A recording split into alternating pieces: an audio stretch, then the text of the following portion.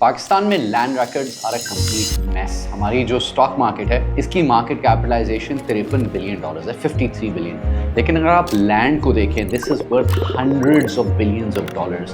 सिर्फ अगर आप DHA कराची का एक 2 कनाल का या 1000 गज का प्लॉट ही देख लेते हैं, दैट इज वर्थ $500,000। तो आप इमेजिन कर सकते हैं कि कितनी वैल्यू है लैंड में। बट डिस्पाइट दैट, लैंड जो है पाकिस्तान में वो आज तक कागज़ में और फाइलों में फंसा हुआ है, पटवारी सिस्टम में फंसा हुआ है, मैनुअल रजिस्ट्रीज में फंसा हुआ है। और पाकिस्तान का जो मोस्ट वैल्यूएबल एसेट है वही उसका मोस्ट इनविजिबल एसेट भी है। Nationally we need a centralised digital land registry जिसमें तमाम प्रोविंसेस के जो लैंड रिकॉर्ड्स हों वो यूनिफाइड हों across provinces and across agencies. सिर्फ सिंगापुर एक छोटा सा सिंगल सिटी कंट्री है, उसकी जो रीट की मार्केट है, just the REIT market itself is $90 billion. Dubai में रियल एस्टेट का एक रेवोल्यूशन आया है। There is no reason why we can not have similar outcomes.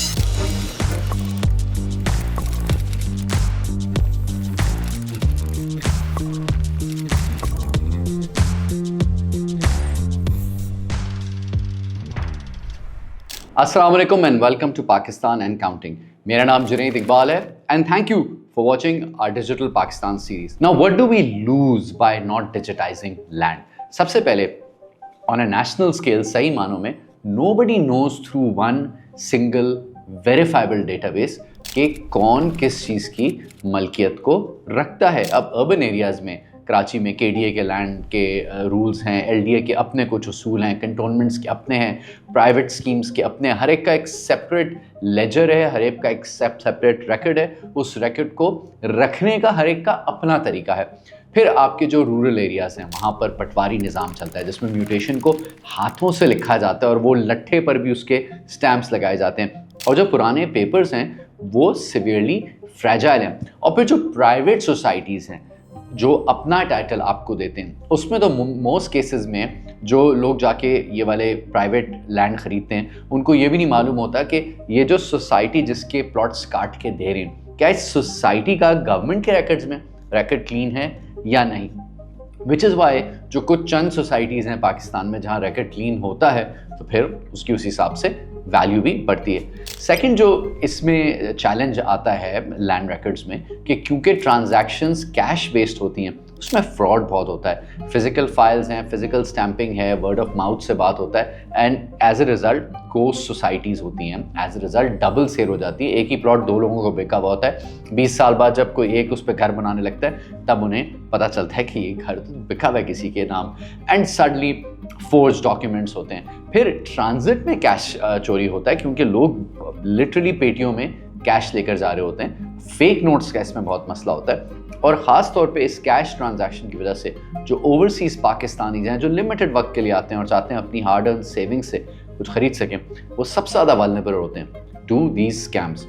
Thirdly, land का फाइनेंशियल सिस्टम से कोई ताल्लुक ही नहीं है। पहले अगर आप गवर्नमेंट के पर्सपेक्टिव से देख लें तो गवर्नमेंट ना लैंड को मैनेज कर सक रहा है, ना एक कोई सेंट्रलाइज्ड डेटाबेस है, ना गवर्नमेंट को एग्जैक्टली पता है कि कितनी कैश या कितनी अमाउंट्स की डीलिंग्स हो रही हैं and as a result government tax नहीं कलेक्ट कर पा रही। सेकेंडली, क्योंकि ये चीज़ रजिस्टर्ड नहीं है तो इसका फॉर्मल फाइनेंशियल सिस्टम से कोई ताल्लुक नहीं है। पाकिस्तान के बैंक्स की जो टोटल लेंडिंग है उसका 0.5 से सिर्फ 1% लैंड रिलेटेड लेंडिंग में दिया गया है। As opposed to that developed markets में बैंक्स की बैलेंस शीट पे 15 से 30% का जो लोन होता है वो लैंड के अगेंस्ट दिया हुआ होता है, चाहे किसी ने अपनी ज़मीन को रखा कर बोरो किया हुआ है या किसी ने मॉर्गेज लिया गया। और एंड इसके साथ साथ जो एक और प्रॉब्लम होती है पाकिस्तान में जिसकी वजह से बैंक्स इसमें शामिल नहीं होते, वो ये कि ऑफिशियल और ब्लैक मार्केट का दो अलग वैल्यू होती है। तो मिसाल के तौर पे अगर आप करोड़ रुपए का प्लॉट ले रहे हैं तो उसकी ऑफिशियल वैल्यू होगी 70 या 80 लाख और बाकी पैसे आपको कैश में देने पड़ेंगे। तो जब बैंक किसी चीज़ को फाइनेंस करता है तो वो तो पूरे टाइटल की वैल्यू जानना चाहता है, लेकिन हम उसको बता ही नहीं सकते। That is why land remains outside of the formal financial system and as a result एक इनफॉर्मल फाइनेंशियल सिस्टम क्रिएट हो रहा है जिसमें जो हाउसिंग सोसाइटीज़ हैं वो अपना एक किस्तों का निज़ाम लेकर आती हैं। It's their own way of financing people. फिर कोर्ट्स आर कम्प्लीटली क्लॉग्ड। जो सिविल केसेस हैं उसमें से 50 से 60% तो लैंड रिलेटेड है कि ज़मीन किसकी है, हिबा के केसेस हैं, लैंड की मार्केशन के केसेस हैं, but all of this can be resolve using technology. But before that, jazz Pakistan की लार्जेस्ट टेलीकॉम कंपनी है जो अपनी कनेक्टिविटी सर्विसेज के थ्रू पाकिस्तान को डिजिटाइज करने में हेल्प करी है। इनका financial arm jazz cash Pakistan का सबसे बड़ा और मोस्ट यूज वॉलेट है, जिससे लाखों लोग peer to peer payments, utility bills की पेमेंट्स वगैरह करते हैं। इनके जो नए फाइनेंशियल प्रोडक्ट्स हैं including micro insurance, health care, ये पाकिस्तान की डिजिटाइजेशन और कैशलेस इकोनॉमी की तरफ ट्रांसफॉर्मेशन को मजीद हेल्प करें। Thank you jazz for supporting Pakistan and counting. Coming back, ये तमाम मसले डिजिटाइजेशन के थ्रू हल हो सकते हैं। सबसे पहले हमें लैंड के रिकॉर्ड्स को डिजिटाइज करना पड़ेगा। Nationally we need a centralised digital land registry, जिसमें तमाम प्रोविंसेस के जो लैंड रिकॉर्ड्स हों वो यूनिफाइड हों across provinces and across agencies. इसमें जो टाइटल है उसको क्लीन होना चाहिए, टेम्पर प्रूफ होना चाहिए, उसको डिजिटल होना चाहिए, और हर टाइटल को CNIC के साथ मैप होना चाहिए। अगर किसी एक शख्स की मिल्कियत है या एक फैमिली में मल्टीपल लोगों की मिल्कियत है, अगर लोगों की मिल्कियत की परसेंटेजेस डिफरेंट हैं, ये सब उस टाइटल में क्लीनली रिफ्लेक्टेड होनी चाहिए। सेकेंडली, हर टाइटल के साथ उसकी इमेजरी होनी चाहिए। पाकिस्तान में ऑफकोर्स अर्बन सेंटर्स बड़े हैं जिसमें प्लॉट एक सर्टन तरह कटे हुए होते हैं, but majority land is in rural areas, तो आपको सैटेलाइट इमेजरी और उसकी एग्जैक्ट मैपिंग बहुत ज़रूरी है कि उस लैंड टाइटल पे हो। एंड इसके बेंचमार्क्स दुनिया भर में मौजूद है। मैं बहुत डेवलप मुल्कों की एग्जांपल में नहीं जाऊंगा। रवांडा जैसा छोटा मुल्क, उसने अपने लैंड रिकॉर्ड्स को डिजिटाइज किया और 80% से उनके लैंड के डिस्प्यूट्स जो हैं वो ख़त्म हो गए। आप दुबई को देख लें, UK को देख लें, उनकी पूरी लैंड रजिस्ट्री और उसकी जो टैक्स इंटीग्रेशन है वो कम्प्लीटली डिजिटल है। सेकेंडली, लैंड का हमें लिंक बनाना पड़ेगा to the financial system, and इसकी बुनियाद ये है कि सबसे पहले every piece of land has to be connected with NADRA, with the right owner और राइट ओनर्स, एंड इसी के साथ इंटीग्रेशन होनी चाहिए FBR के पास, ताकि FBR नोट कि किसका लैंड है, किसके पास आ रहा है, किसके पास जा रहा है, और इसकी जो सारी ट्रांजैक्शन है वो जो रास्त की एक ऑलरेडी रेल्स बिछा दी हैं स्टेट बैंक ने उस पर होना चाहिए। दिस विल अलाउ कि तमाम जो लैंड की ट्रांजैक्शंस हो वो कैशलेस बेसिस पे हो, वो डॉक्यूमेंटेड बेसिस पे हो, और सारी जो ट्रांजैक्शंस हैं वो रिकॉर्डेड हो।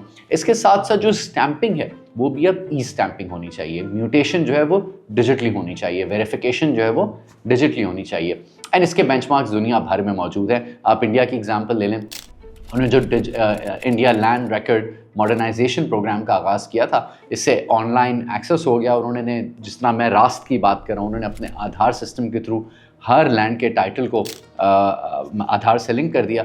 And again if you go to Ghana, तो वहाँ पर तो उन्होंने जो लैंड के रिकॉर्ड्स हैं उनको ब्लॉकचेन पर डाल दिया ताकि किसी भी किस्म की फोर्जरी हो ही नहीं सके। नाउ अगर हम ये लैंड के रिकॉर्ड्स को डिजिटाइज कर लेते हैं तो इससे हमें फ़ायदा क्या होगा? सबसे पहले तो अगर आपके पास लैंड है, आप खुद जानते हैं कि अगर आपके पास लेट्स से DHA का लैंड है और DHA से अक्रॉस द रोड उतने ही साइज़ का एक और लैंड है, so you know very well अगर DHA है या कोई और रिकग्नाइज्ड हाउसिंग सोसाइटी है, उसके लैंड की वैल्यू अक्रॉस द स्ट्रीट के लैंड से 2 से 4 गुना ज़्यादा होती है। So firstly, the moment your land is digitized, the moment the record of your land is digitized, it is more valuable to you. Secondly, revenue जो है state के लिए बढ़ जाता है। मुख्तलिफ जुरिस्डिक्शंस में जो ही लैंड के रिकॉर्ड्स डिजिटाइज होते हैं, स्टेट की जो टैक्स कलेक्शन है लैंड से रिलेटेड वो 30 से 50% बढ़ जाती है। लेकिन ऐसा ही नहीं है कि स्टेट सिर्फ आपसे ज़्यादा टैक्स ले रही है, आपके अपने जो आपका लैंड है उसकी भी वैल्यू बढ़ रही है। ब्राज़ील में भी इस तरह के सिमिलर सिस्टम्स हैं जिसमें डिजिटाइजेशन होने के बाद टैक्स कंप्लायंस में भी और टैक्स रिकवरी में 40% का इजाफा है। पर मोस्ट इम्पॉर्टेंटली जो सबसे बड़ा अनलॉक होगा वो ये होगा कि लैंड में इन्वेस्टमेंट आनी शुरू हो जाएगी। पाकिस्तान में 5 मिलियन से ज़्यादा तो हाउसेस की शॉर्टेज है। जब तक टाइटल्स क्लीन नहीं होंगे, जब तक फॉर्मल सेक्टर रियल स्टेट में नहीं आएगा, आप देखते हैं ये डिफरेंट कुछ एक नाम है जो कि हाउसिंग में बड़े हैं वो दूसरे सेक्टर्स में बड़े नहीं होते, बट कभी आप ये नहीं देखेंगे कि MCB बैंक्स खुद अपनी एक सोसाइटी लॉन्च कर रहे हैं जिसमें वो फाइनेंस दे रहे हैं, या HPL या अल-फला। That is because this system is not clean, but when the system becomes clean तो लार्ज कंग्लोमरेट्स भी लैंड में आ जाते हैं। सेकेंडली, रीट्स और ज़्यादा उनको फ़रोग मिलता है, रियल स्टेट इन्वेस्टमेंट ट्रस्ट को। फॉर एग्जाम्पल, आज बहुत कम रीट्स हैं पाकिस्तान में। मिसाल के तौर पे डॉलमेन का रीट है जिसको आप ख़रीद कर एक उसके स्टॉक एक्सचेंज की थ्रू आप उसका शेयर लेके आप डॉलमेन के मालिक बन सकते हैं। Now because of launching clean titles, naturally रीट्स में इजाफा आ जाएगा और 5-10 हज़ार रुपए की भी इन्वेस्टमेंट से हर शख्स पार्टिसिपेट कर सकेगा। इसके साथ साथ अगर आप मज़ीद टोकनाइजेशन कर दें, एक तो यह है कि एक रीट एक फ़ंड की तरह है, उसने जाके बहुत सारे प्लॉट्स में या अपार्टमेंट्स में इन्वेस्ट किया और आप उस फंड का हिस्सा बन जाते हैं। लेकिन अगर टोकनाइजेशन की इजाज़त दे दी जाती है तो किसी भी एक प्रॉपर्टी को फ्रैक्शनलाइज बेसिस पर आप मिलियंस ऑफ लोगों को इंक्लूड कर सकेंगे कि एक बंदा जिसके पास कम से कम भी पैसे हों वो इसमें शामिल हो सकेगा। ना दुबई और Singapore already tokenised real estate की तरफ चले गए हैं and as a result they're attracting a new crop of retail and institutional investors जो कि अब रियल स्टेट में आ रहे हैं। इसके साथ साथ ऑफ कोर्स लेंडिंग भी अनलॉक हो जाएगी। जब डिजिटल रिकॉर्ड होगा आप उसको बैंक्स के पास लेकर जा सकेंगे, चाहे आपको घर बनाना है या घर रख के मॉर्गेज लेकर उससे कारोबार करना है, जो भी आप चाहें, आपका जो एक एसेट है इसकी वैल्यू बैंकिंग सिस्टम आपको देगा। अगर आप रवांडा में देखें तो 1 मिलियन से ज़्यादा रूरल फैमिलीज़ को क्रेडिट का एक्सेस हुआ जैसे ही उन्होंने एक नया सिस्टम बनाया जिसमें लैंड रिकॉर्ड्स को डिजिटाइज कर दिया। इंडिया की कर्नाटका स्टेट है, वहाँ पर भी 15 से 20% मज़ीद एग्रीकल्चर क्रेडिट में इजाफा हुआ द मोमेंट उनका जो भूमि लैंड रिकॉर्ड सिस्टम जो है रिफॉर्म है वो इन प्लेस आया। इसके साथ साथ probably one of the most important things ये कि कोर्ट का बैकलॉग ख़त्म होगा। आधे तो सिविल केसेस जो हैं वो लैंड रिलेटेड हैं and the moment you digitise ये केसेस फारिग हो जाते हैं। अगर आप again I go back to Rwanda's example which is a shining example कि 80% जो लैंड रिलेटेड डिस्प्यूट्स थे और केसेस थे वो डिजिटाइजेशन के बाद वैनिश कर गए। जब टाइटल्स क्लीन होंगे, नेशनल आइडेंटिटी कार्ड के साथ टाइटल लिंक्ड होगा, लैंड जो है वो क्लियरली मार्क्ड होगा सैटेलाइट के थ्रू और ट्रांजैक्शन डिजिटली होगी, तो उसमें कोई रूम रह नहीं जाता। आप यही नहीं सुनते, स्टॉक एक्सचेंज में 80s 90s तक में भी सुनते थे कि किसी के शेयर्स चोरी हो गए या किसी के सर्टिफिकेट नकली निकल आए and so on so forth. लेकिन जब से स्टॉक एक्सचेंज डिजिटाइज हुई है, डू यू एवर हियर कि मैंने शेयर खरीदे थे लेकिन मेरे शेयर किसी और के पास चले गए? Absolutely not. But most importantly जो हाउसिंग इंडस्ट्री होती है इसका पूरे जीडीपी से ताल्लुक होता है, पूरी इंडस्ट्री से ताल्लुक होता है।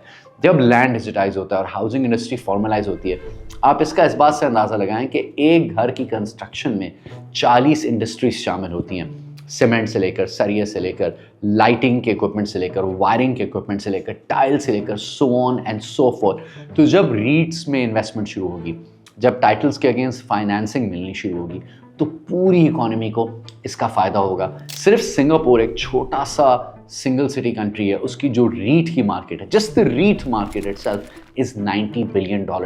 बट इतना दूर जाने की ज़रूरत नहीं है।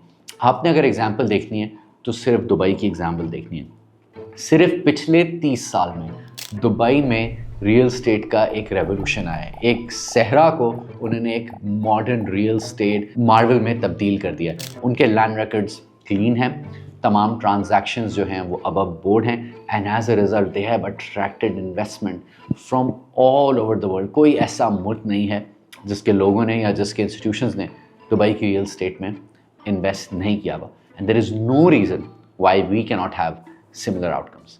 थैंक यू एंड खुदा हाफिज। और जाते हुए एक सवाल, आपका रियल स्टेट से रिलेटेड सबसे वर्स्ट एक्सपीरियंस क्या रहा है? जवाब हमें कमेंट्स में ज़रूर दीजिए एंड मैं आपको इनवाइट करता हूं कि आप हमारी कम्युनिटी को ज्वाइन करें by subscribing to Pakistan and